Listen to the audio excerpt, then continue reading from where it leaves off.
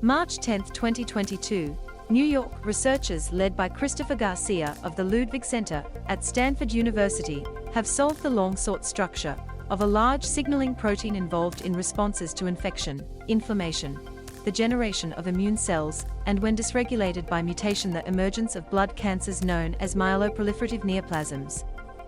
Published in the journal Science, the structure reveals the mechanism by which this protein, Janus kinase, transmits signals sent by immune cell growth factors called cytokines. The question of how JAKs transmit the cytokine signal has been around for 25 years and has been a huge missing link in our understanding of cell signaling, said Garcia. But there's more to this than the basic science finding. The structure also tells us how the mutant JAK works and how it leads to blood cancers. That structural information has direct implications for the development of new drugs for myeloproliferative neoplasms, which are currently treated with drugs often referred to as jakinibs that target all JAK proteins, not just the mutants that drive cancer. This broad targeting of JAK proteins causes side effects that include anemia and thrombocytopenia, a blood clotting disorder. Our model of JAK structure gives us an atomic blueprint for how one could make mutant-selective medicines to treat these cancers, said Garcia.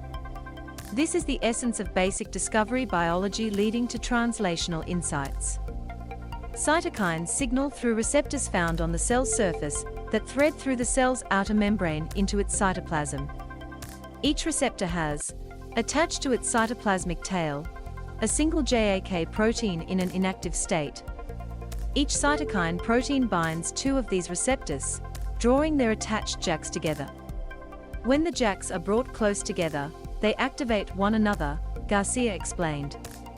That's the activated complex that gets the signaling engine running. Each JAK phosphorylates or adds a phosphate molecule to a specific spot on its partner. So activated, the JAKs then phosphorylate the cytokine receptor to which they are attached, drawing a protein known as STAT to the complex. It is this complex that transmits the cytokine's growth-promoting signal. The structure solved by Garcia's lab, which has pursued this prize for more than 2 decades, is of the JAKs in their juxtaposed and activated state. Small pieces of the JAK structure had been published over the years, a toe here, a finger there, an ear there, but nobody had seen what the whole body looked like, so to speak, said Garcia. The full structure shows that when drawn together by the cytokine, the JAKs meet at a roughly flattened region in their middle. The change induced by the oncogenic JAK mutation swapping the smaller amino acid valine for the much larger phenylalanine falls in the middle of this region. The mutation alters the flat interface between the JAKs, creating a sort of ball and socket connection between the two that makes them adhere far more firmly to one another. When people have this mutation, the most classical mutation in blood cancers, the JAKs come together and start working all the time because there's like a little dab of glue in there that's bringing them together even when there's no cytokine around, Garcia said. They thus continuously transmit growth signals, driving cell proliferation.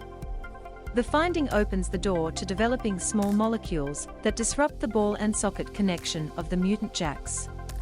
Such drugs would not affect normal JAK proteins and would, therefore, be less likely to have toxic side effects. Garcia and his colleagues solved the structure of the mouse JAK1 protein. The V617F mutation that drives myeloproliferative neoplasms is, however, found in its cousin, JAK2. But, Garcia says, the two are sufficiently alike to share the same signaling mechanism. Garcia's group is now working on developing drugs to target V617F mutant JAKs and capturing the structure of the larger JAK STAT complex, and that of the complexes formed between different types of JAKs, which are also involved in cytokine signaling.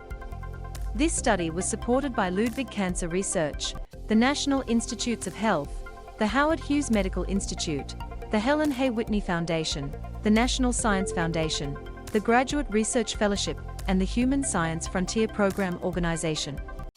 Christopher Garcia is also the Younger Family Professor and Professor of Structural Biology in the Department of Molecular and Cellular Physiology at Stanford University, and an investigator of the Howard Hughes Medical Institute.